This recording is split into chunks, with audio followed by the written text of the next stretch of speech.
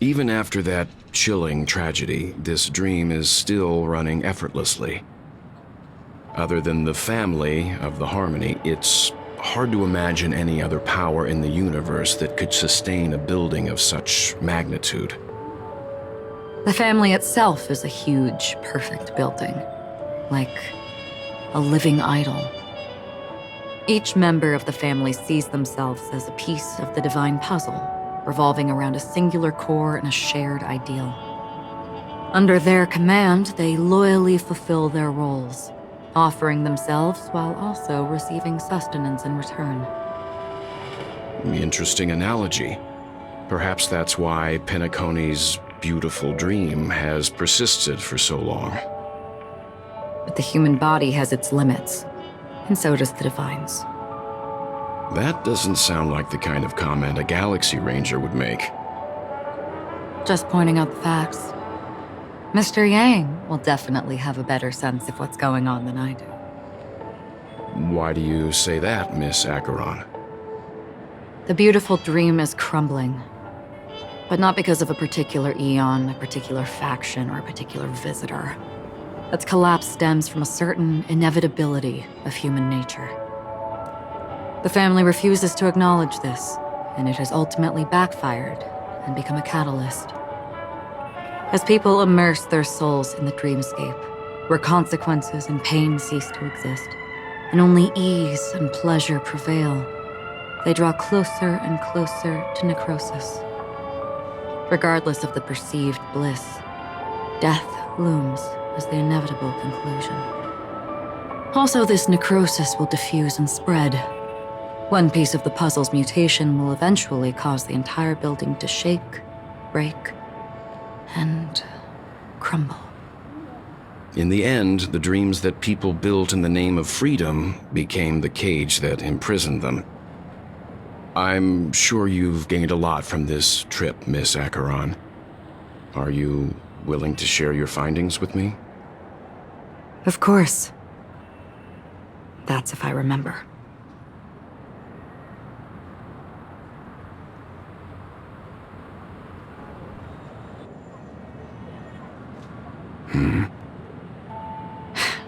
Don't mind me, it's just a habit. Owing to events in the past, I've become easily forgetful. It's only when this sword is unsheathed that those hazy memories start to become clearer. Take your time. That should do it. I vividly remember everything that occurred on Penacony. Ask away. The moment of daybreak. I've heard that's where the Dawn Factory, which processes the foundation of the dreamscape, is located. Behind the dreamscape's song and dance stand many imagination factories. Workers create all kinds of whimsical works day in and day out in their dreams. Then they return to reality and sleep on a narrow bed in a room. A far cry from luxury. They say it will suffice. Experiencing the bizarre and motley dreamscape is the best reward. There I encountered a young woman who had just come of age, the perfect time to indulge in beautiful dreams. Her greatest wish was to one day move to the golden hour and see the magnificent garments she had woven with her own hands. For certain reasons, her wish was difficult to fulfill. But I managed to bring her a garment. Gilded Hour. It's said to be Penacony's currency center. Yes, it is a fortress-like financial city, the economic heart of the dreamscape. The Pepeshi people of the Alfalfa family are there to keep it running, sending blood that is made from money everywhere on Penacony. Everyone there is exquisitely dressed and always in a hurry. The greatest wish of the local Pepeshi people is for their future generations to work in the Gilded Hour. I've never met anyone who is willing to talk. I could only stand at the crossroads, watching crowds of people hurrying like the wind through the jungle of steel, only to deposit the alfalfa credits that they'd earned into the bank's vault. I don't know if they would open the vault door, but before I left, I witnessed a well-dressed Pepeshi person plummet from the sky, while those around him continued on their way, unfazed. I hear the Blue Hour is very romantic. Do you have any tales to share? Perhaps Mr. Yang has heard. There is a large boat called the Eventide, anchored along the Sea of Dreams, where soft music and dancing persist endlessly every night. I ran into a wizened lady there. She was at the dock, waiting for her long-departed lover to return, waiting for countless hours within time that stood still. In the humid sea breeze, she spoke of her own youth. Like many who desired wealth and love, they came to Penacony to pursue their dreams. Alas, her lover's consciousness was lost in the dark depths of the Sea of Dreams. Finally, she suggested we continue our conversation on a boat in the shallows. I agreed and boarded the boat with her. But she never said anything. Her eyes absent-mindedly gazing at the horizon for what seemed like forever. Finally, we retreated to the beach.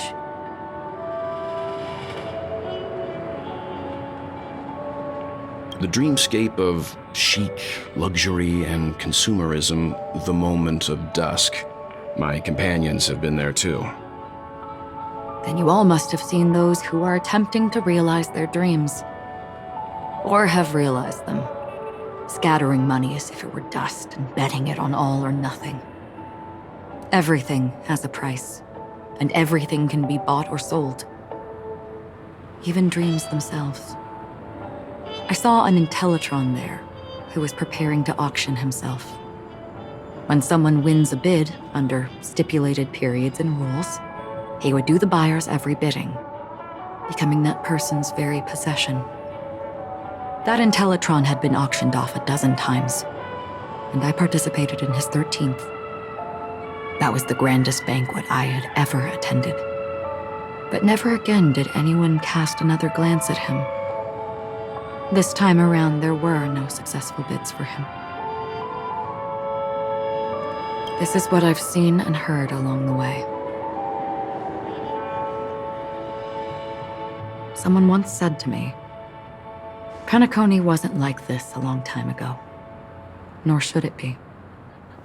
I've traveled through the reality and dreamscape of the planet of festivities, watched the tides of night rise and fall when time stopped for people,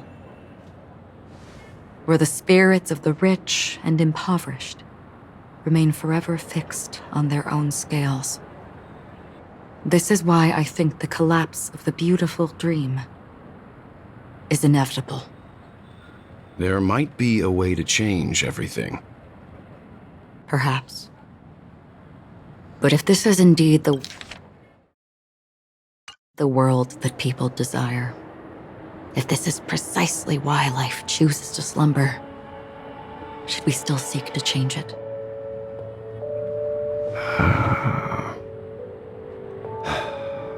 Miss Acheron, now it's my turn to share a story with you. There was a man from my homeland who, at a time when the world was grappling with deep, unhealable pain, made a choice. He wove together the dreams of everyone in the world, linking people's dreamscapes, and shouldered this burden himself. From this, he created a giant, a spiritual atom. And since that moment, the giant stood between heaven and earth, becoming the pillar of the world's existence. As a price, those who found it hard to move forward, who could not advance, forever lost their future.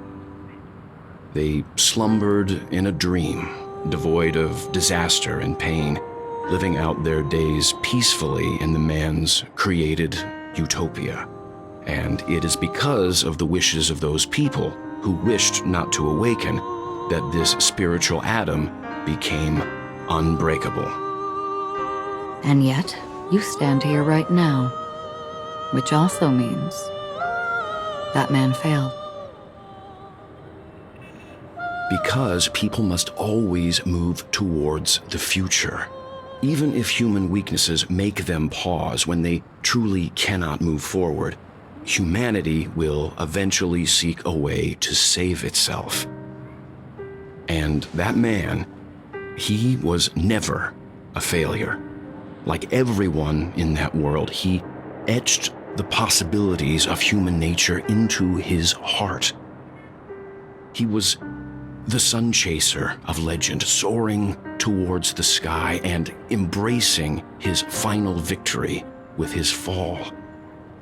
He ascended to heights uncharted, only to come face to face with the sun, a place not visited by anyone before. His wings would melt because of it, only for him to fall into the sea. And after that, countless others would surpass him, soaring to even greater heights.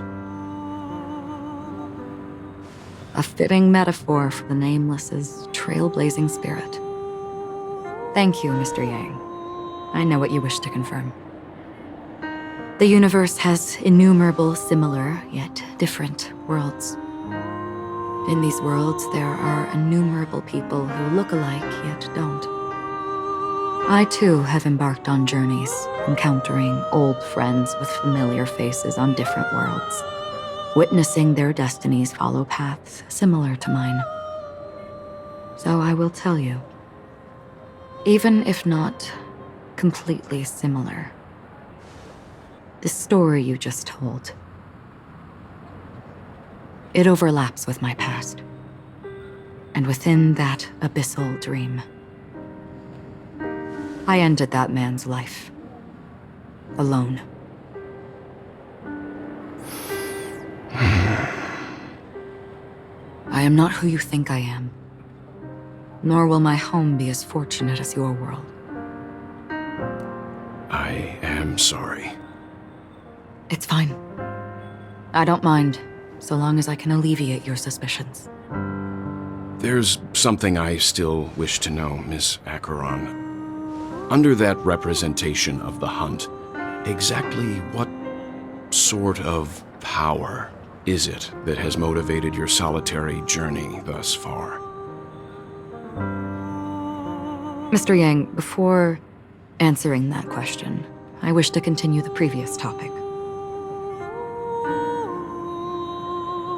I like your analogy very much. Indeed, birds are born to fly. But in a distant past, their ancestors could only gaze at the sky in envy. They saw that faraway ray of light from above the heavens, piercing through the clouds and blanketing the earth. And so, time and time again, generation after generation, the birds spread their wings and took to the sky, attempting to touch its ceiling, all because the sun was there. Then, what if the last bird finally soars into the sky, only to realize that the end of the light is not the sun, but darkness? Then why, exactly, do we even walk towards the light?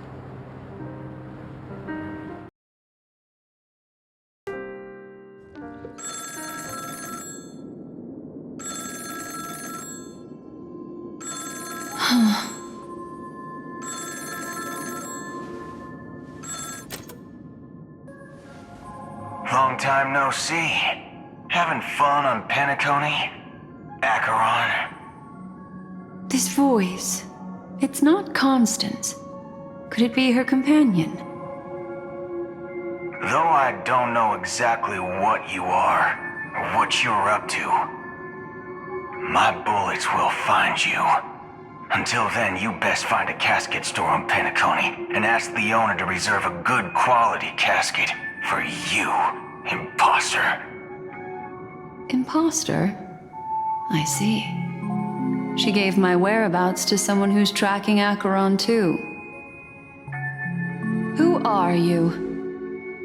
Huh? Did I make a mistake? Who the heck are you? I'm the Garden of Recollection's memo keeper. Not bad. This is the kind of tough challenge I like. You that imposter's bodyguard? Never mind. It's fine. I'll leave a round for you. So get that forehead clean and wait for me. I don't know what you're talking about, but you know Acheron, the Galaxy Ranger, yes? I have something to ask you. Are you asking me to write your will? Sure. Go ahead. Not quite. I only want to ask, how exactly did she become a Galaxy Ranger? She's clearly not a pathstrider of the Hunt, but you are, aren't you? Tell me, what's Acheron's deal? Sure. Heck, never thought I'd come across an ally. What a stroke of luck. Well, I'll be on Penacony soon. Memo Keeper, go buy a bottle of Asdana's White Oak and warm it up, and I'll raise a glass to you. That lady's passed. Well, nobody knows. But if all you want is a simple answer, sure, you best get a chair and take a seat. That woman, named Acheron, is an emanator who should not exist.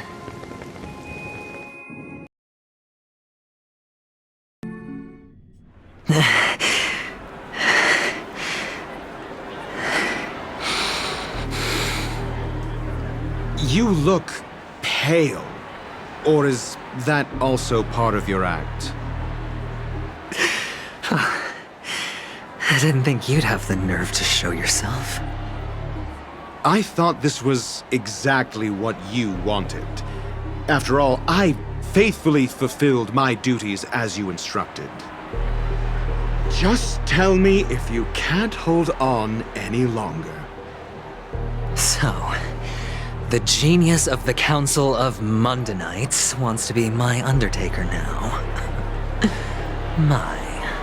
What an honor. Yes, and I'm pretty sure the people at the Strategic Investment Department would love to be notified of your death in due time. But let's not forget, you won't be seeing them, because I'm the manager of this task. Great. Then tell your people that Aventurine is ready to go in 17 system hours. Oh, you've got a lot of nerve. How exactly do you plan on completing your task while your hands are tied by the Harmony? My conversation with Sunday convinced me that there's a traitor in the family, and that they hold the secrets of Penacony. So, I took the opportunity to set everything in motion. I even managed to recover the gift money. Things haven't gone this smoothly since I walked through the doors of the Reverie. Now I'm only one step away from victory. Let's just wait and see. Sounds like a very elaborate way of saying that you failed. That's all I can say. Have you forgotten, Doctor? You betrayed me. Go. Do what you must.